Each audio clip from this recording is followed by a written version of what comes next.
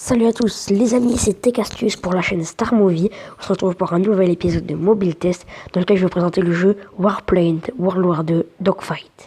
Alors ce jeu est assez simple, on est situé pendant la Seconde Guerre mondiale, dans une base aérienne. Au début on va pouvoir choisir entre deux différents types de missions. On a soit chef d'escadron dans lequel on va devoir piloter des avions et gérer nos avions, et ainsi que construire la base pour ajouter des défenses et des moyens de stockage.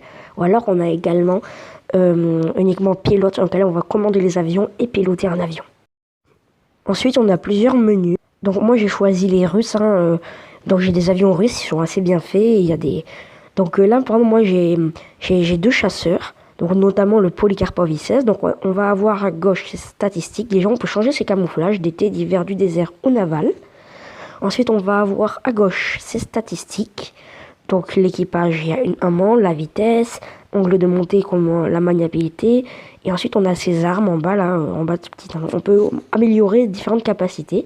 Aussi, j'ai les bombardiers, donc dans lesquels on va voir quelles bombes. Donc on peut avoir soit des bombes, des roquettes, des fusées ou des torpilles qui vont être bien pour, par exemple, couler des bateaux, par exemple, les torpilles. Donc là, j'ai deux bombardiers.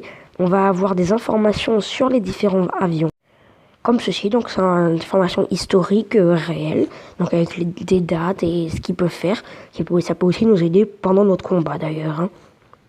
Donc là je trouve c'est plutôt pas mal. Seul petit défaut, c'est dans les informations ils parlent au passé alors qu'on se trouve pendant la Seconde Guerre. C'est le seul défaut, mais au pire c'est vraiment pas grave. On peut choisir ensuite entre types d'émissions, donc mission offensive, navale ou défensive. Donc moi je vais prendre une mission par exemple offensive.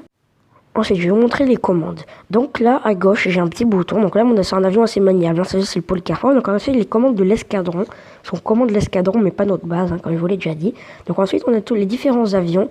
On va trouver les ordres qu'on peut leur donner, soit d'attaquer un avion pour les chasseurs. Les chasseurs, eux, vont avoir.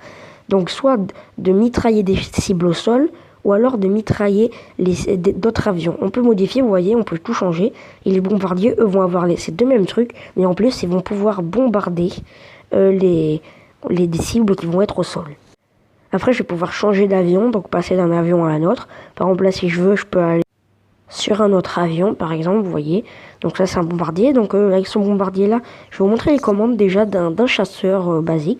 Alors le chasseur va pouvoir faire plusieurs choses. Si on dirige avec un joystick, on va ensuite pour pouvoir tirer, lorsqu'on s'approche d'un avion, on va devoir appuyer sur le petit bouton en bas à gauche. On va pouvoir accélérer, mais cela va mettre un certain temps avec ce bouton-là. Je peux tirer différentes munitions. Donc je vais pouvoir tirer soit des balles ou alors des roquettes avec cet avion-là. En tout cas, on peut changer les armes sur les différents avions. Après, on abat les avions assez facilement de base, quand même, comme vous pouvez le voir actuellement. Et eux ne tirent pas beaucoup, ce qui est assez dommage. Les IA sont pas tellement bien faites. Parfois, on peut avoir des combats un peu épiques avec des avions qui vont dans tous les sens. Il va falloir éviter les explosions aussi. Sinon, on peut mourir, quoi. Ensuite, je vais vous montrer les commandes d'un bombardier. Donc là, on est sur un bombardier. On va pouvoir avoir une tourelle qui va pouvoir faire qu'on peut tirer derrière nous en appuyant sur ce bouton. Là, on est sur un autre bombardier avec plus de choses.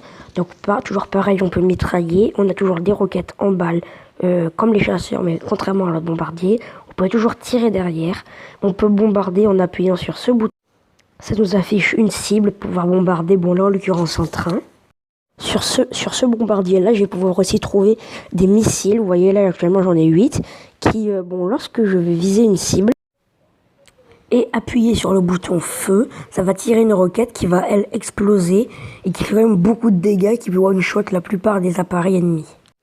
Après, avec d'autres avions de différentes nations, on va avoir plein d'autres possibilités. Après, en haut, on va avoir un avion. Bon, là, il est un peu caché par le petit Waitmark Kingmaster.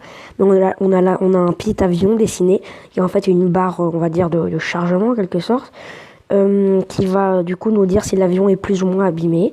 Les mitraillettes vont aussi surchauffer au bout d'un certain temps, ainsi que le moteur quand vous accélérez plus vite encore. Voilà. Après, si au début vous avez choisi chef d'escadron, vous allez pouvoir construire et gérer votre base en plus. Pas grand chose de très intéressant, mais vous pouvez le faire si vous voulez.